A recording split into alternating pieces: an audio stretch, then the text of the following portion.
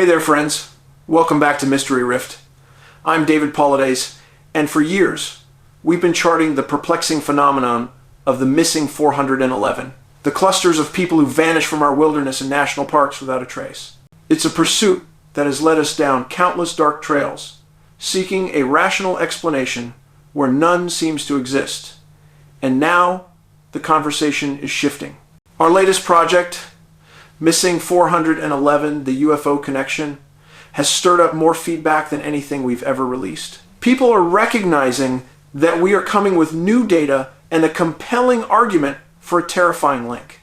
For those who doubt there's new material in the world of unexplained aerial phenomena, I can assure you there is. And the film offers deep insight into these disappearances and the anomalies that shadow them.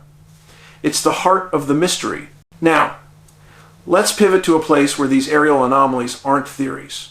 They're nightly events. We're talking about Skinwalker Ranch, and specifically the May 23rd episode that had everyone talking. The team discussed those rockets, triggering two new events, including that brilliant purple light that simply vanished from the field. It's an uncontrolled, highly energetic projection. Travis brought up an important point.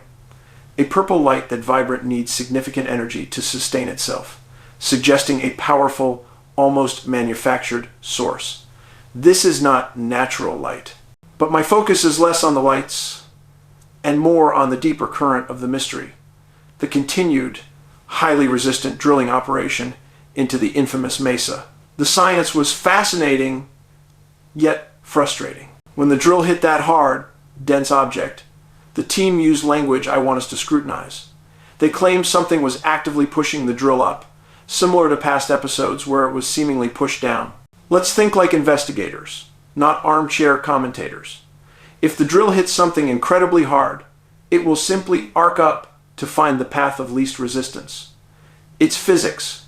Yet, the insistence on the term pushing suggests an active, deliberate, almost intelligent force manipulating the equipment. That's the bridge that connects this energy to the missing 411 cases. We're looking at a hostile intelligence that can control both physical and directional forces. One that can deflect a massive drill bit or, perhaps, deliberately misdirect a search team looking for a lost hiker. They eventually reached a distance of 280 feet, hitting this incredibly dense, hard object. The drill was still sending out that 33 megahertz signal, but the signal was strangely spreading out. The official theory suggests something highly exotic, perhaps an alien metal. But let me offer a simpler yet still potent perspective on the data. The sound is naturally loudest where the drill makes contact with the hard object, the barrier. As the signal travels through this dense, strange material, it naturally dissipates. The wave spreads out and loses power. But what if both theories are right? What if it's hitting a structurally sound object, and the dissipation is being assisted by an exotic, possibly optical stealthy material, as Travis speculated earlier? This is where the supernatural meets the scientific. In missing 411 cases, witnesses often recall a strange, oppressive fog, a sudden feeling of dread, or an unnatural silence before a person vanishes. These aren't just environmental factors. They could be the telltale signatures of an active, energetic suppression field. The same type of field that would dampen a drill signal or cause an object to disappear from radar. As an investigator, a few simple questions were left frustratingly unasked. When the drill was stopped cold, why didn't the team ask the driller this fundamental question? What kind of natural objects could you hit with that drill that would get the exact same frustrating reaction? They must know. The answer could have been granite or something mundane, but they didn't ask. Why? Because the mundane doesn't generate compelling footage, and it doesn't sustain a multi-season mystery. This lack of rigor highlights the core conflict, the difference between a pure scientific investigation and a structured weekly series. They have a budget, and they need compelling, high-stakes visuals. But I believe they've proven the anomaly is there. The LiDAR is enough. Now, it's time for the aggressive move. Why are they still only drilling into the side? If I were running this investigation, I would put the focus on uncovering the structure, bring in the heavy equipment, start clearing the mesa away with the stated goal to find out what is truly hiding beneath the earth. Maybe they fear that if they strip it away, all they'll find is a natural formation, or maybe a massive, monolithic object unlike anything seen before.